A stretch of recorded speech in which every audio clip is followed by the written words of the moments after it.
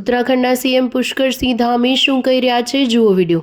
भारत अब हर क्षेत्र में आगे बढ़ रहा है, दुनिया का सिरमौर भारत बनने की दिशा में आगे बढ़ रहा है और मोदी जी को प्रत्येक क्षेत्र में मोदी जी ने भारत को विकसित और आत्मनिर्भर बनाने के लिए आगामी 2047 का जो भारत का विकसित राष्ट्र के रूप में स्थापित करने की जो यात्रा है उसे प्रारंभ किया है। उसमें अनेकों उपलब्धियां हमारे देश को प्राप्त हो चुकी हैं। आज भारत शिक्षा के क्षेत्र में, चिकित्सा के क्षेत्र में, कृषि के क्षेत्र में विज्ञान, शोध, उत्पादन और तकनीकी विकास सहित विभिन्न क्षेत्रों में आज दुनिया के बड़े बड़े विकसित देशों को भी पीछे छोड़ता जा रहा है।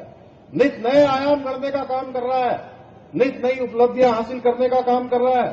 इसी का नतीजा है कि आज भारत दुनिया की 5वीं सबसे बड़ी अर्थव्यवस्था बन गया है। इसके साथ ही आज भारतवर्ष विश्व के प्रमुख सांस्कृतिक केंद्र के रूप में भी अपनी पहचान बना रहा है। आदरणीय प्रधानमंत्री जी के नेतृत्व में आज भारत अपनी प्राचीन सांस्कृतिक विरासत को सहेजने के साथ ही वैश्विक स्तर पर भी आगे बढ़ रहा है।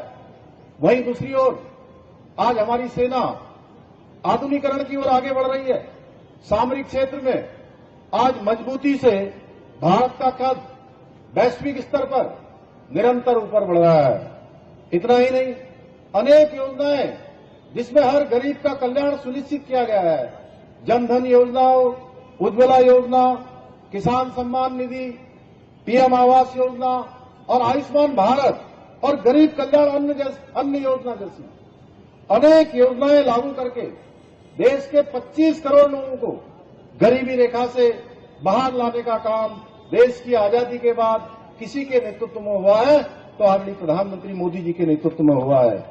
भाइयों बहनों, भारत को एक विकसित राष्ट्र के रूप में स्थापित करने के आदरणीय प्रधानमंत्री जी के संकल्प को पूरा करने में हमारा राज्य उत्तराखंड भी अपनी भूमिका निभा रहा है। डबल इंजन की सरकार जहां शहरों से लेकर गांवों तक सड़कों को जोड़ने का काम कर रही है, वहीं ऋषिकेश कर्णप्रयाग रेल लाइन का काम पूर्ण होने की दिशा में आगे बढ़ रहा है।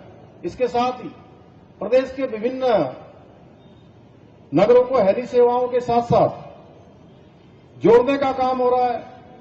वहीं उत्तराखंड भारत का पहला ऐसा राज्य बन गया है जहां पर हमने हेली एम्बुलेंस की भी शुरुआत कर चुके हैं हम लोग। इतना ही नहीं, उत्तराखंड के प्रत्येक जनपद को मेडिकल कॉलेज बनाने की दिशा में काम हो रहा है। वहीं 20 नए मॉडल डिग्री कॉलेजों की स्थापना की दिशा में भी हम काम कर रहे हैं। अभी